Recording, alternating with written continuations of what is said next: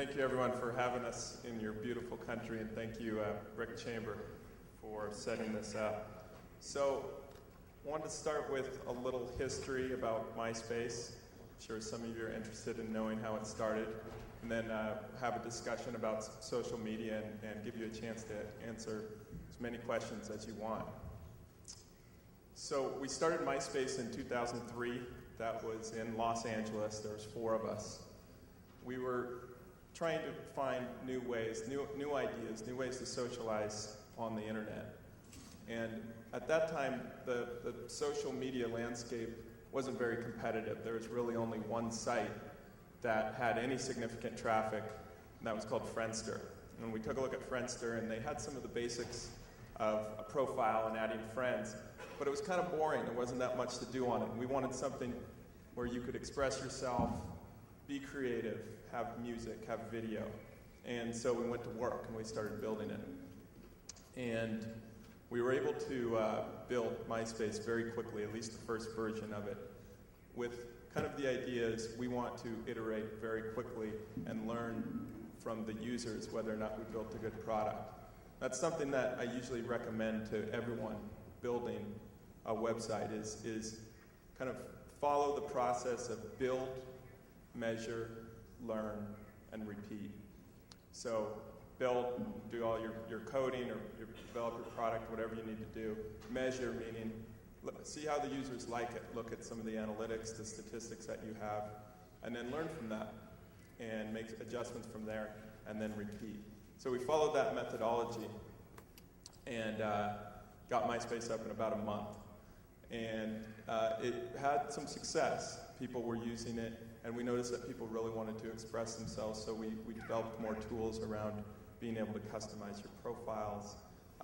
Eventually we added things like music. Eventually we added video, forums, lots of different features that came later because we were listening to the users. So at that time we were growing very quickly, and we had a lot to do. We still wanted to develop the product, but we also had a lot of issues with just scaling the company. That's scaling the technology, as well as scaling just your organization. You have to hire a lot of people, train them, and get them up to speed. So how do you do it? Well, the first thing is you have to be willing to get very little sleep. That's the key. Because you want to make sure that you're scaling the business, the infrastructure, but you can never stop innovating. You always have to continue to build your product. So what we did is we usually built the product and innovated during the day, and then figured out how to scale the company at night. And as a result, you really don't get very much sleep. So MySpace started doing very well. After about a year, we had about 10 to 15 million unique visitors, growing very, very quickly. We were adding somewhere around 40,000 users every day at that time. And after about a year after that, we grew to about 25 million users. We had about 150 employees. And just 2 years after starting the company, we were getting a lot of offers to acquire MySpace. As a result, we decided to sell the company to News Corp, which is also Fox, which you may be familiar with. Sold it. Well, we got a few different offers, and we ended up with News Corp because they didn't have a technology company. They didn't have much technology at the company, and we were able to come in and continue to run MySpace from inside News Corp. They also gave us $650 million, which was a bonus for that. So we were all under management contracts to continue running MySpace inside of the Fox entity. So within the next year after that, we were growing extremely quickly until we came up to about 125 million unique visitors, and we had so many page views per user that we were the #1 traffic site in the United States. Running a company like that, it can be a challenge because you both have a massive amount of infrastructure just to keep the lights on. We had somewhere around 20,000 servers in 10 different locations around the world. And we had to keep the site highly redundant so that if any one of those geographic sites go down, we have to make sure MySpace is still up. The part of our disaster recovery plan. So we got to the point where even California could have had an earthquake and fallen into the ocean, but MySpace still would have stayed up. But that would have been the least of our problems if that happened. So working for News Corp and Rupert Murdoch has some advantages, but it also has some disadvantages. Some of the advantages are being able to work with the biggest media company in the world.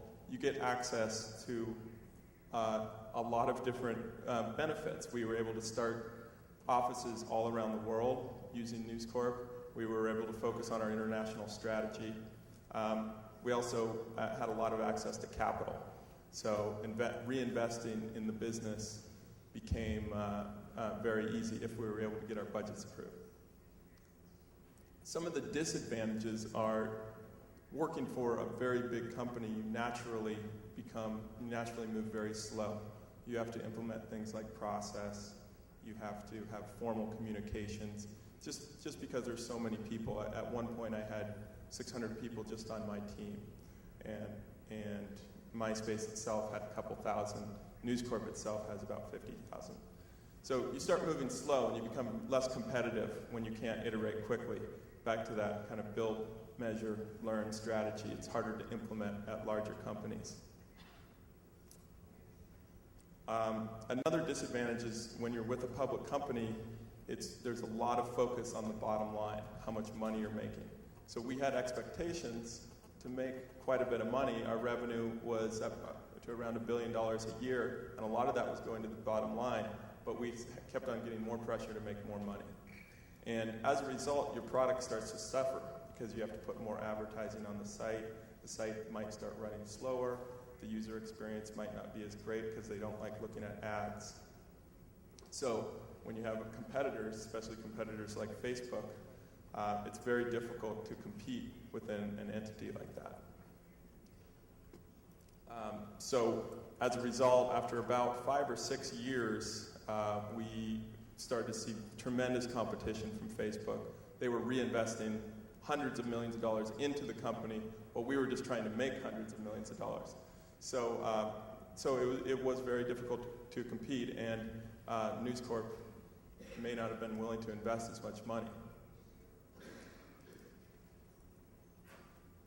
One of the other interesting differences between MySpace and Facebook is at MySpace we never really encouraged people to put a real identity in.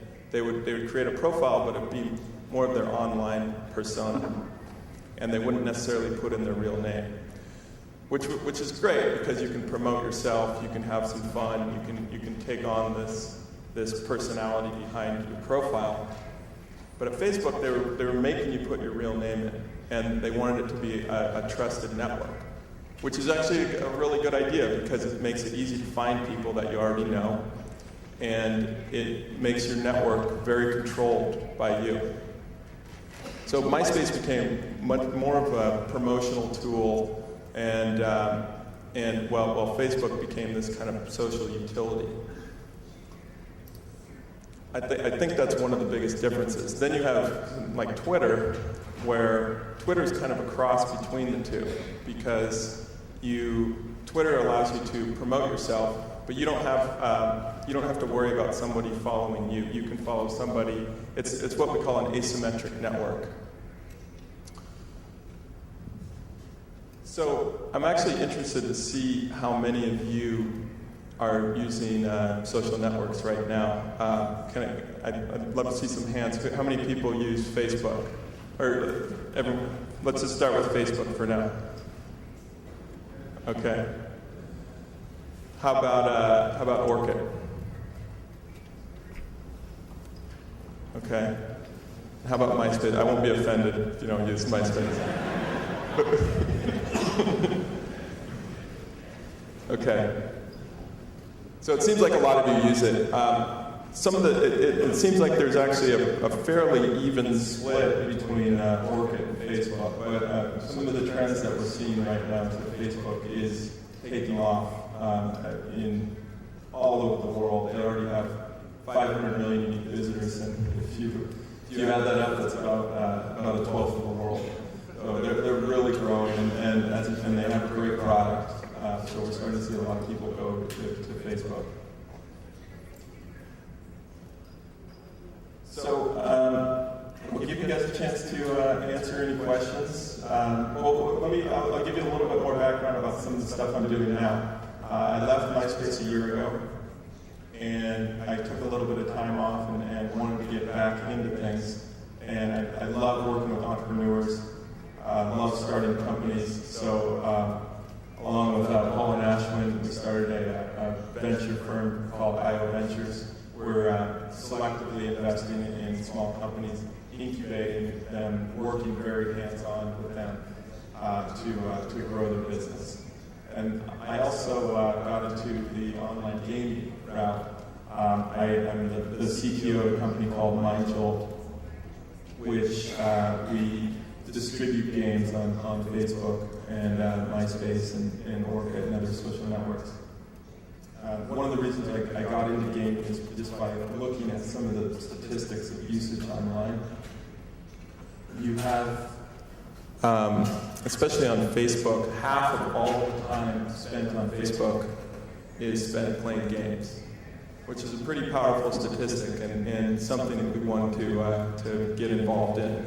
So the strategy of distributing games on Facebook is very lucrative right now, as well as some of the other social networks. So any discussion about online gaming, social media, any history about MySpace or News Corp or Fox or anything, I'd like to open the forum for that.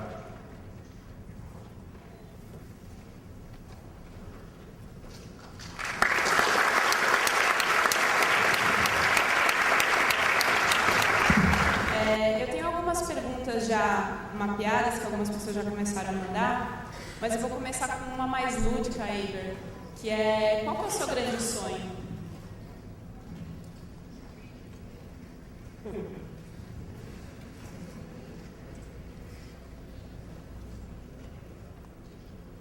What's my dream?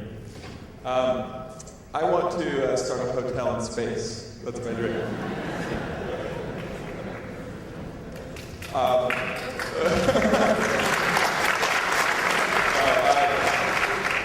Let's see. Well, I mean, the number one dream is to be happy, and some of the things that I'm doing right now are really exciting and really happy. I love working with students.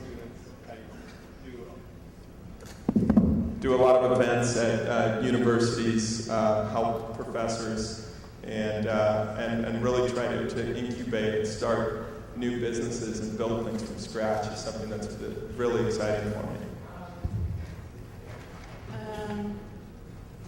You're a serial entrepreneur, right? So Yes. what does motivate you to keep doing all of these things? Eu perguntei, ele é um empreendedor em série porque ele fundou o MySpace, ele é cofundador também do IO Ventures e dessa nova empresa de games que é o MyJolt, não sei se chama assim. Mas, e o que motiva ele a seguir, abrindo tantas empresas e sempre empreendendo? All right. Okay. So one of the most motivating things about starting a company is the product that you're building. Are you interested in the product? Do you think it's going to change the way people interact or the way people look at the world? That's one of the most exciting things. And if you believe in your product and believe in what it's going to do for the world, that keeps things very exciting. Usually when you're motivated by things like making money or selling your company, the product can suffer sometimes. So it's really the entrepreneurs that believe in what they're doing, focusing on their product, working hard, and getting very little sleep. Those are usually the entrepreneurs that do that. Okay, and who are the entrepreneurs that you admire most? Quem são os empreendedores que ele mais admira?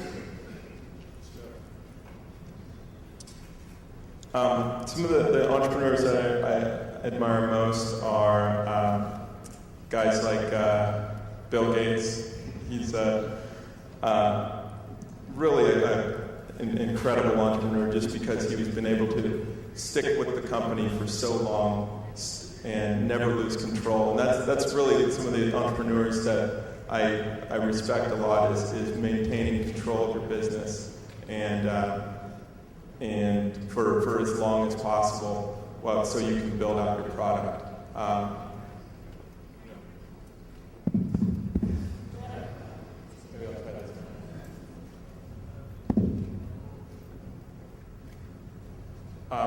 Yeah, and a lot of people don't like the Microsoft product now, but it really, by a lot of metrics, Microsoft is one of the most successful businesses of all time.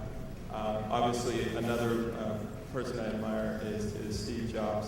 That's someone that focuses so heavily on the product that he creates. Also, something interesting about what Apple does is they combine hardware and software to create the best user experience possible. And I think that's kind of a really unique feature about them. If you can control everything from top to bottom, you can make sure you can totally control that user experience. Great, and here we have what MySpace is doing to create a better world for those who do not have too much. Tricky question. What MySpace is doing to create a better world for those who do not have too much. Sure. Well, I mean, there's a lot of instances where MySpace has been a platform for connecting people from across the world. From the beginning with MySpace, we wanted to make it very easy to communicate. Really what it is it's this big, large communications tool. It adds things like photos, search, bulletins, all types of utilities for being able to connect people. So in many cases when people travel, we've seen them use MySpace solely as their communication tool, mainly because it's free and it's very efficient. We've had lots of cases where people have connected to their old high school sweethearts and get married. We actually even had a whole channel on MySpace called Married on MySpace where we talk about people who got married. A lot of people in the military would use MySpace to communicate with their families, send pictures back to their families. We've also had a very large crime division. We were able to capture lots of criminals by being able to track actually where they were in the world. We would respond to lots of subpoenas from the government. We've even had instances where people would be threatening to assassinate the president, and we would find those people. Okay, now I have to ask in Portuguese, so I'll ask you to put your phone. Bom, a pedidos, vou fazer em português, para a gente ficar trocando um pouquinho. Ok. O que você teria feito de diferente na transição para News Corp e na história do MySpace?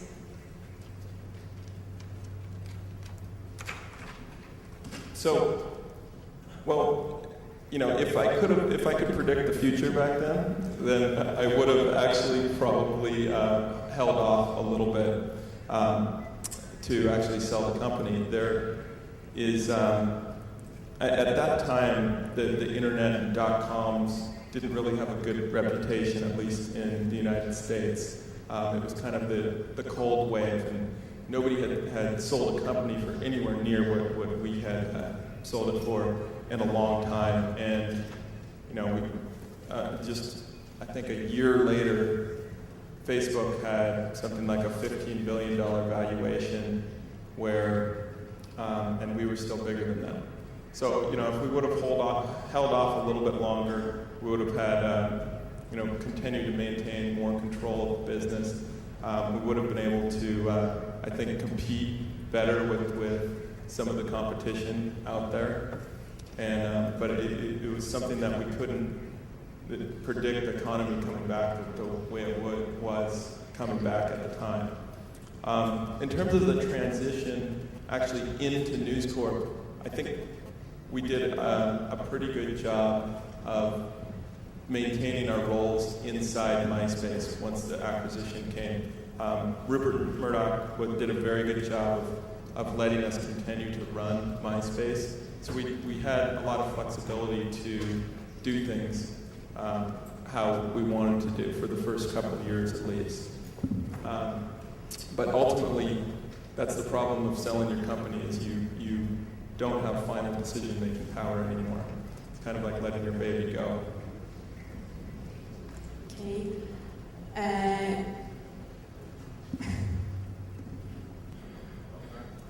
Como que você conseguiu investimento nos primeiros 6 meses do MySpace?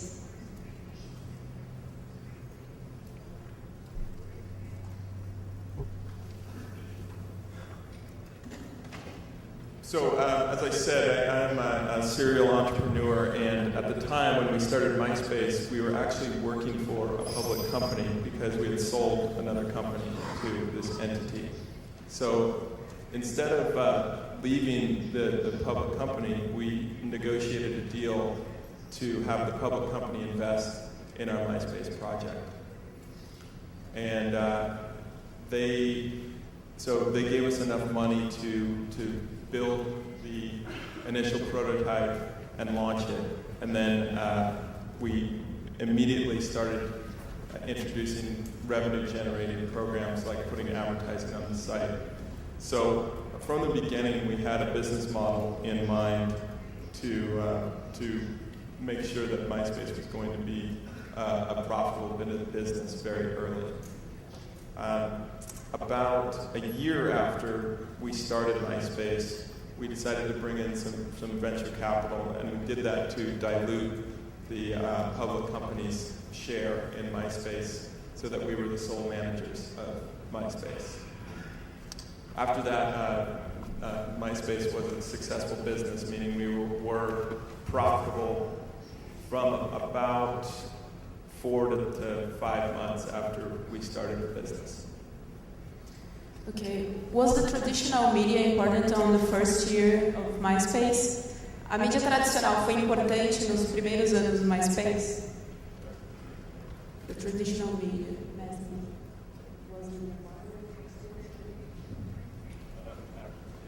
So traditional media, yes, we made heavy use of traditional media in MySpace, but we didn't do any advertising. We allowed MySpace to grow very organically through word of mouth and through people inviting their friends. That's really where you get the highest quality type of users, is when they feel like they're discovering something for themselves. So we avoided advertising as much as possible.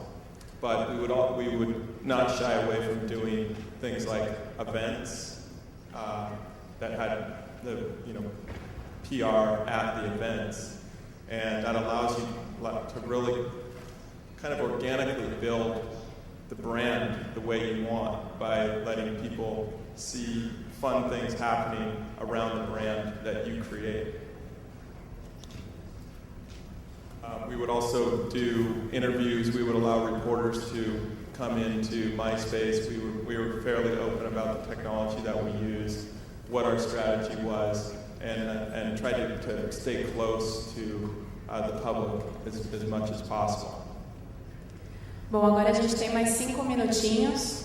There's a question here. Eu vou perguntar para ele por que agora ele decidiu investir no IO Ventures e também nessa empresa de game.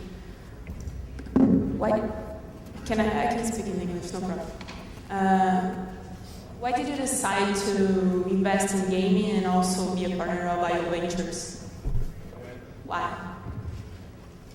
I decided to leave MySpace because after about 5 years of working for Fox, it became not as fun and exciting.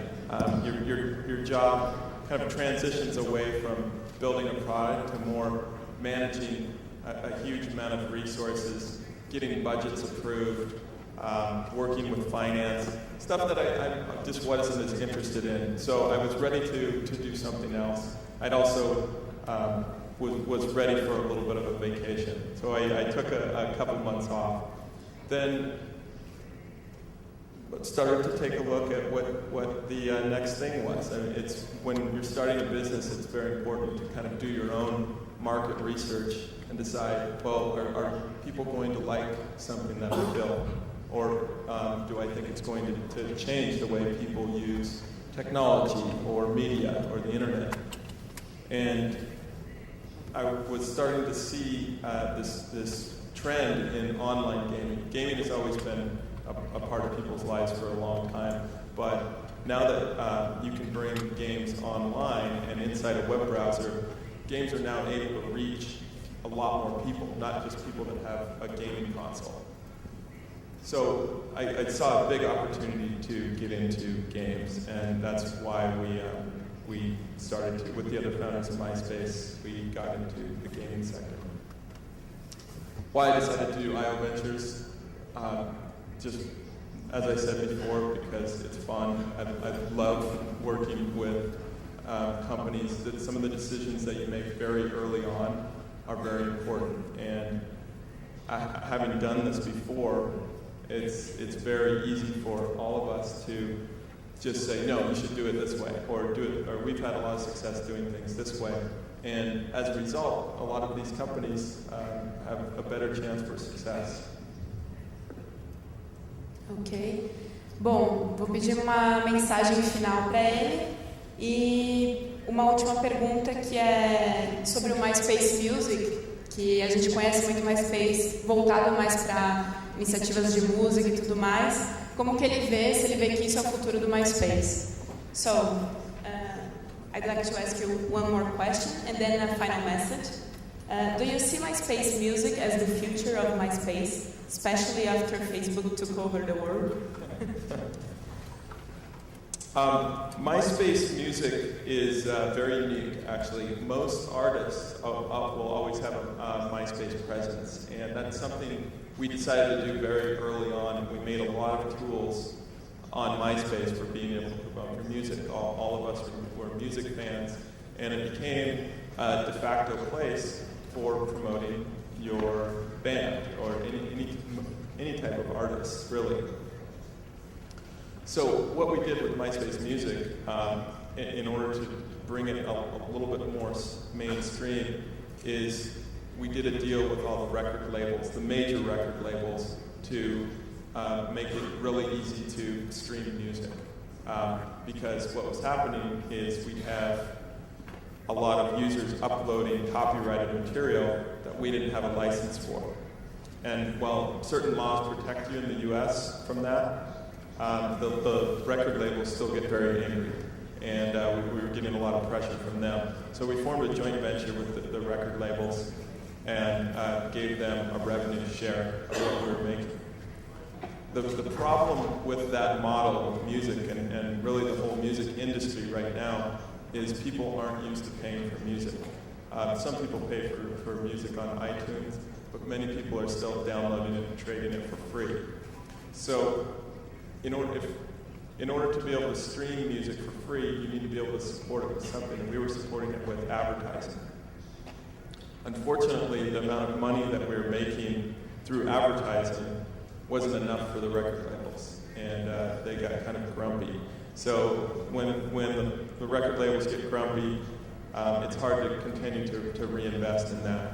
So my opinion is no, I don't think MySpace Music is going to change the way music is listened to. I think everyone is changing the way the music industry right now by what our expectations are, by what people have been doing by trading music. I think in the next 5 to 10 years, nobody's going to pay for music. I think there's going to be unique ways of doing subscription models I think there's going to be advertising-supported models for music. So the landscape is going to be very interesting with music in the next 5 to 10 years. And your last message for the people, the young people that are becoming entrepreneur right now? Yeah, my message is, especially for entrepreneurs, definitely follow your heart with the type of product that you want to build, something you're very interested in. I would also recommend using the rapid development kind of methodologies that we've used to build, measure, learn, and ask a lot of questions. Use resources around you that are available to you to get help. Talk to incubators, talk to other entrepreneurs, talk to your professors. They'll have a lot of information for you. And also find me on MySpace or find me on Facebook, and I'd love to help you. Thanks. Thank you.